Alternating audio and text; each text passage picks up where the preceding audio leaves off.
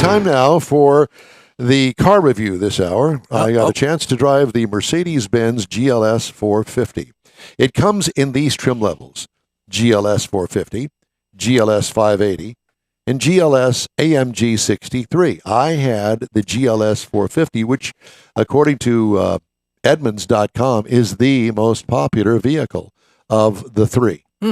It's more affordable, and you'll see. It's a standard SUV, 3-row. I would not put it in the same size category, however, as the Suburban, because it's not. It's smaller. How many passengers? 6 with the driver. Two and two. Two and two. Exterior changes from last model year was all new for 2022.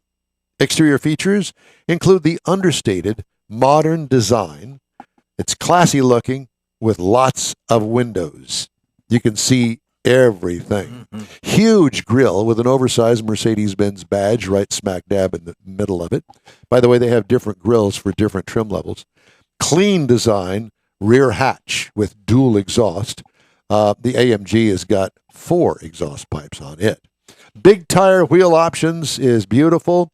What I liked about it, the conservative elegance. I don't know how else to put it. That's Mercedes. Yes. What could use improvement? What's with roof racks in 2024? Don't know. Nobody uses them. Never. I don't know why they're up there. Well, and I guess it's to give it that off-road look. Well, guess what?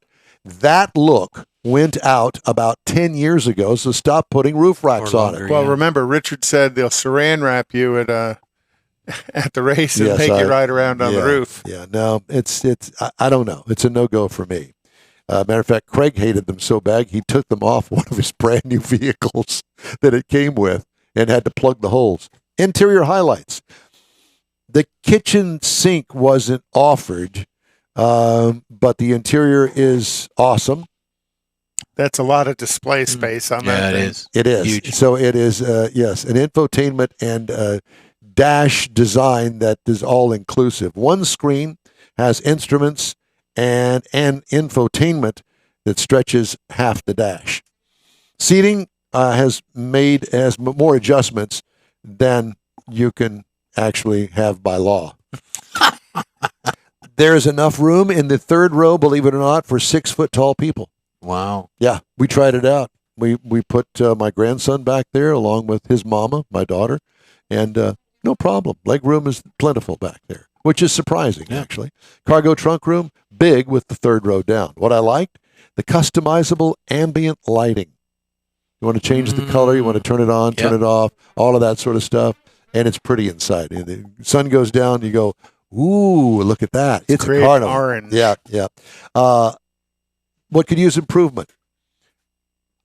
I don't know. It has more comfort than your living room, I think.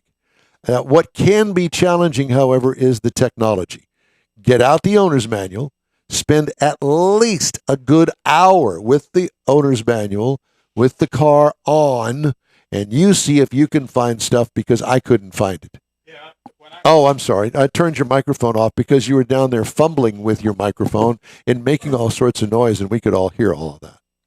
My bad. That's yes. I was trying to hear everything else. But anyway, what I was going to say, I had to drill down. I mean, you're right. You had to drill down into those screens to try and find stuff. It wasn't right there. I could not find how to reset the trip meter on it. Oh, it's down in there. I know it is. It's down in there, but I never found it. It's not something you could. I mean, you talk about distracted driving. It's not intuitive. Yes, no. That's exactly right. So keep that in mind. If you're a techie, you are going to love this car. Absolutely. I'm not a techie, but there you go.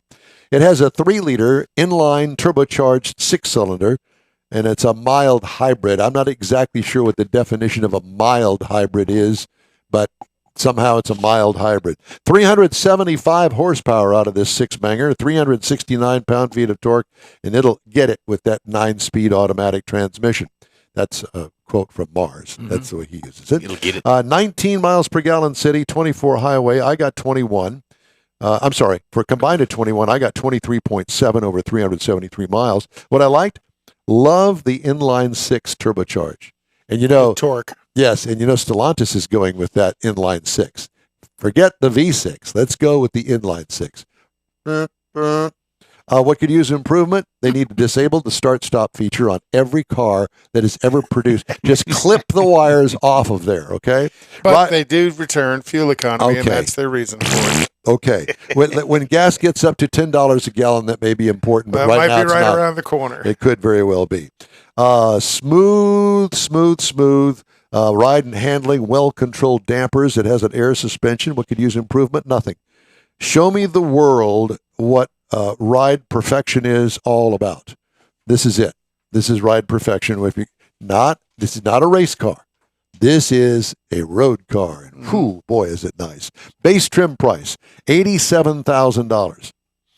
Wow. Price is tested, $95,720. Okay, so what is it that costs so much money? Let me give you a couple of examples.